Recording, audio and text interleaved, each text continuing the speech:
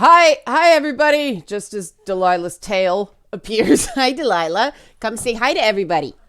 Hi, Delilah. Say hi. Nope. Okay. So that was not the way I intended for this to start. I saw Avengers Endgame over the weekend, like everybody else. And so I'm going to talk about it. So if you haven't seen it, there will be spoilers in a bit. I'll do the thing I normally do. I'll tell you sort of my overall spoiler-free stop, and then you can stop watching, and then I can talk about the other stuff. Overall, I'm sort of in liked it, didn't love it mode. The ending was strong, except in one case. I do like the way they rounded off certain stories. My biggest complaint with the movie is it took too long to get going. The last hour of the movie could have been done in about 20 minutes. The movie really starts about an hour and 15, an hour and a half in, except for like the first Iron Man scene right at the beginning. That's an essential scene. Everything else, the meat of it, the important stuff could have been done a lot faster. And so I felt the back half was rushed. It's weird because it's the exact opposite to me of what Infinity War was like, which the first half was awesome. And then I got really tired and it didn't breathe and there was no pacing. This had the opposite problem. It took too long to get going. And so then all the cool moments when the action really started happening, there wasn't enough time for it.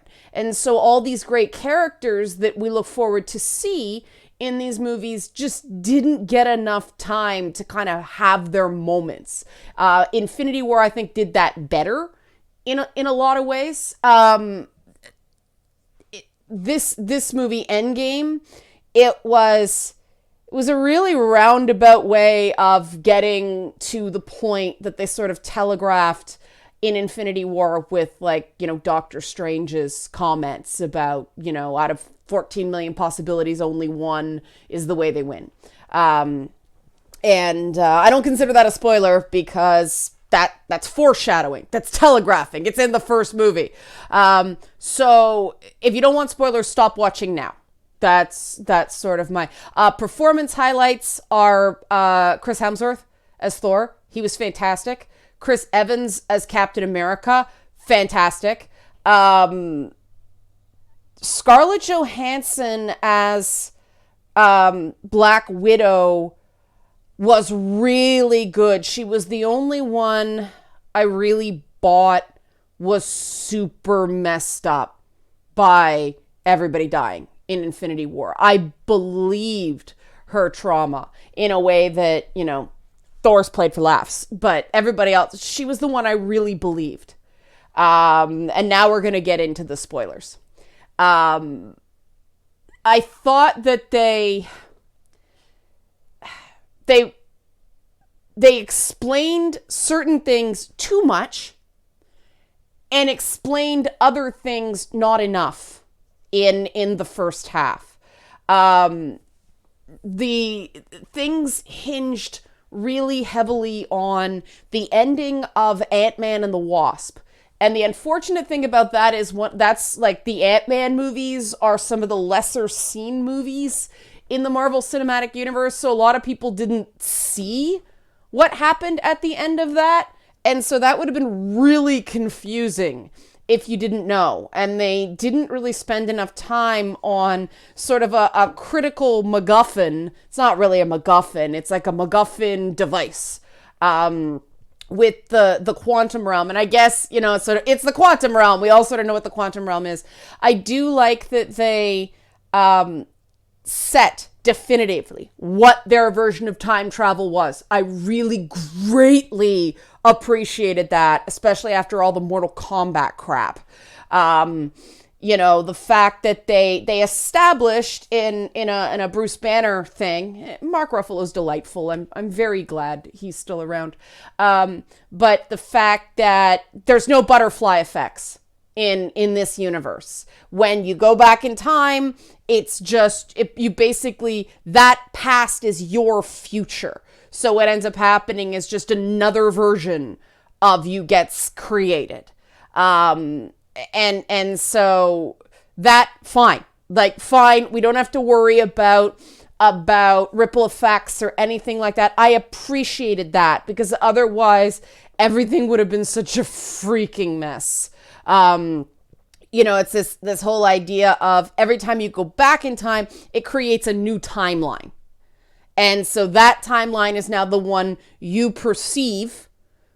So now future you is in the past along with past you. There's no ripple effect. There's no butterfly effect, which is different than the powers of the Infinity Stones, which, you can bend time, space, and death that way. That the collection of the Infinity Stones was something I noticed quite a few hints at deleted scenes. Things were just hacked to death, and unless you're unless you've seen the past Marvel movies a bazillion times, I'm pretty sure a lot of people got lost in that because they rushed through it. They didn't even show getting certain stones. I did like the fact that blanking on the name of Tilda Swinton's character, the Ancient One. I could be confusing that with something else, but something like that.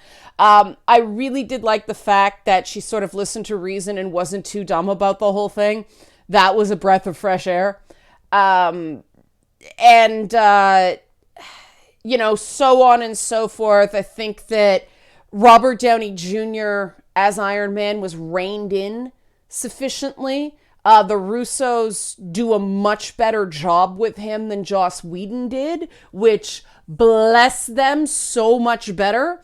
It's amazing how little of the midpoint of the movie I remember. There were some cute throwbacks, there were some moments, but again, like, it all kind of took too long. Nebula, Karen Gillan as Nebula, she's phenomenal. Like, the fact that she didn't spring to mind right away is an indication of how much she just disappears into that role. You do not see Amy Pond from Doctor Who at all. Bravo for her. She is a great, great actress. And the fact that, she's playing two different Nebulas in the movie and both were absolutely believable. She did not crack once. Well done. That is not easy. Everything else was just sort of, I don't know what I expected, but I expected more. The Steve Rogers, Peggy Carter thing at the end, wonderful ending. I would have liked him to have done that whole, walking up the front, like really, really hammer home the soldier returning from war motif, because that's really what it is, right? Like, Captain America has been in a war that took him like decades into the future, 70 years into the future, and now he finally gets to come home. And I would have liked to see him walking up to the front of the house and her opening the door, and then them dancing. Iron Man's send-off was, he's the guy that started all of it. So it was appropriately respectful. The one I felt got lost in all of that was Black Widow, who has been around since Iron Man 2.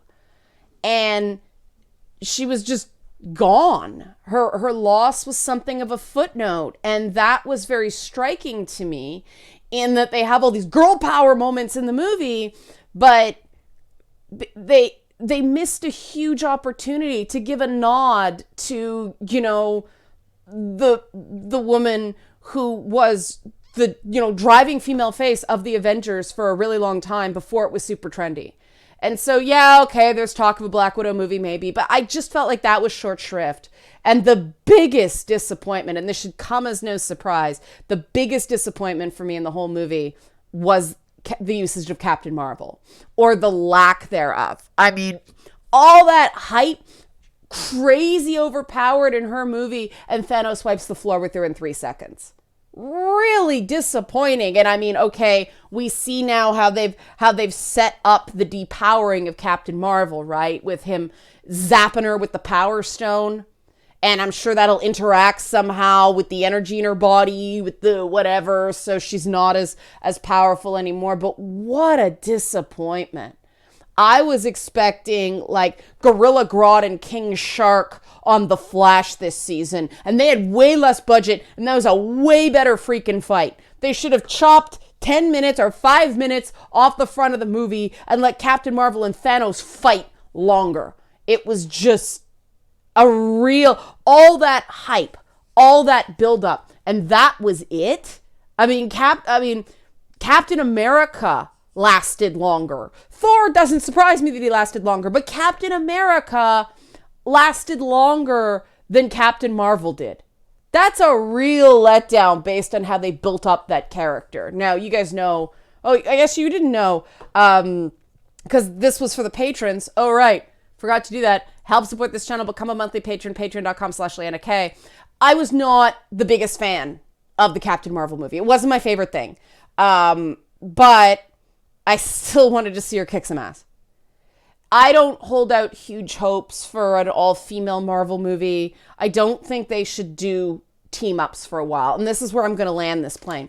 I would like to see them just go back and tell the way they built up this cycle with, you tell really good origin stories for characters. You make the right movie for each character and do a really, really good job. They have some, long tail, like Spider-Man's a Sony movie, but, it's the same Spider-Man. But they've got Guardians 3, Black Panther 2, those will keep them rolling for a while. In the meantime, just tell good single stories and get people really invested in this new crop of characters. Because I admit, seeing Tilda Swinton again, Doctor Strange was not one of my favorite movies. I think I was just too attached to the original Ditko stuff. But she was very interesting, and you feel she has a power on the screen because she's a very consummate actress. Blanking on the woman who plays Freya, Thor's mother. But she, her little send-off scene was a thing of beauty. That was wonderful. Like I said, every scene Thor's in is amazing. But those women filled the screen. They had a weight to them. They had a gravitas to them that compelled you. And these new, these youngins don't quite have that yet, with the, exception of some of the Black Panther characters. So I hope they give it time, and I hope they give it the ability to sort of develop and find its own feet again, and then start doing the team up movies. Because even if you loved Infinity War and Endgame, I think everybody wants a break. It's been too much hype. Don't screw this up the way you screwed up Star Wars by too much hype machine. People need a bit of a breather. I'd like to see some smaller movies that don't have to make $1 billion in opening weekend. That's insane. And I'd just like them to go back and tell stories, because what reassures me about it is I really felt like the writing in the Avengers movies, in the team-up movies, it started to lose its way with the Joss Whedon Avengers films. They started to get it back with Civil War. Infinity War, at least they had character voice. Marvel has shown with Endgame, despite its flaws, that at least they still know who their characters are. And that's extremely important. All right, that's it for me. Once again, help support this channel. Become a monthly patron, patreon.com/LeannaK. Thanks for watching.